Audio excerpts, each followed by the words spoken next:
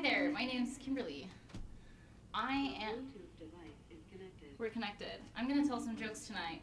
Did anybody hear about the tragic incidents with the two student pilots who tragically collided in midair, and were both pronounced dead on scene? Yeah, that was a real kerfuffle. We heard about that one already.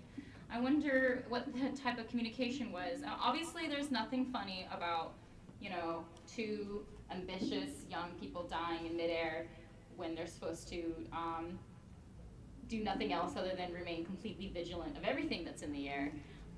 But aside from that gong show or tragic incident, whichever one you want to call it, there had to have been some. This is just like all I'm gonna say. Like you can be in complete distaste for me as a person with this joke if you want, but just hear me out. Just this is all I'm saying, okay?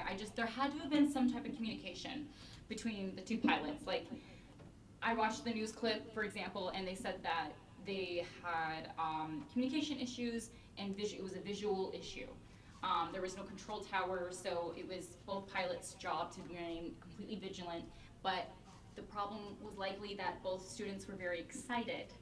Um, so I just hope that I never get into a plane with an excited Canadian pilot. Aside from that, I think that there had to have been some type of communication. There just had to have been, and I just imagine it with something like this. Like the first student pilot was like, "Hi, I think we should land here. I think this is so exciting, eh? Like our first time up in the air, eh?" And then the other pilot was like flying, and they were like, "Eh?" And then both of them were like, "Hey!" And then Your Bluetooth device is disconnected.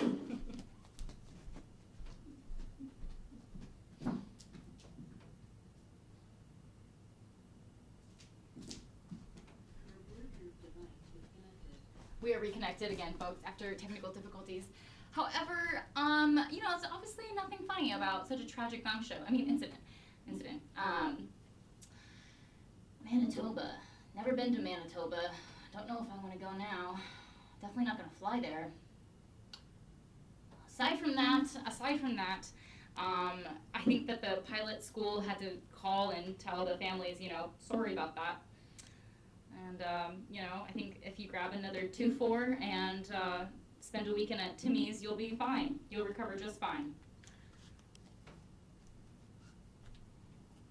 That's it. And that's it for that first awful, distasteful joke. On to the next. I did date last year, and he probably wasn't a fan of my dark humor. But he wasn't a fan of me in general, but he pretended to like me for some reason. I don't know why people do that.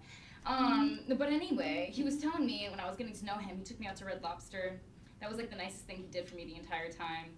And yeah, those biscuits were like the best thing out of that entire dating experience. If I had known that dating him was going to be that rough, I would have taken 2 bread baskets home with me, for sure. So I asked him, "What do you do in construction specifically?" And he said, I work on elevators and escalators." And I said, "Oh, that's darn near the most ironic thing I've heard all night." And he's like, "What? That there can't be attractive construction workers?" And I was like, "Attractive? No. No. Shane Gillis in a suit would be attractive. I'm saying it's ironic that you help people go up and down all day, and meanwhile, for the past decade, all you've done is plateau." Yeah, and then he's like, "Hey, I used to be a doorman." And I was like, "Okay, so you've already waved goodbye to your door of opportunity." Yeah, but all relationships, they run out of their steam or their passion or their spice, whatever it is, that people just lose. They lose the spark after a while. And so after he and I lost the spark, I had to go pick up all of my things at his apartment. And he has like this fancy ass like Manhattan apartment. I'm pretty sure that's the only reason I like even considered dating him, or like I think that's how like he gets all girls to ever like think that he's like halfway of a decent human. Like that's like his big like seller point. Like that's his brand is like Manhattan apartment, 92nd and Broadway. Anyway, and so he's like, wait, how did you get up here? Because I managed to get up to his floor. And got my belongings, and he's like, I didn't buzz you in. And I was like, I'm Mexican, babe. Illegal entry is my default.